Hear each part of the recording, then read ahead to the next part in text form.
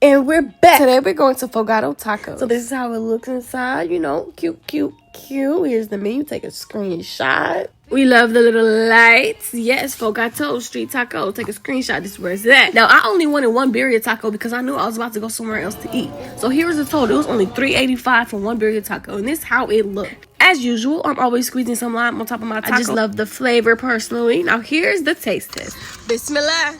These tacos were so good. Like, lately I've been going to birria places and the birria has not been seasoned. If you have any recommendations for some good behind birria, let me know because I love me some birria. Look how juicy this taco was. This was definitely one of the best I have ever tasted. They had me saying, give me 10 more.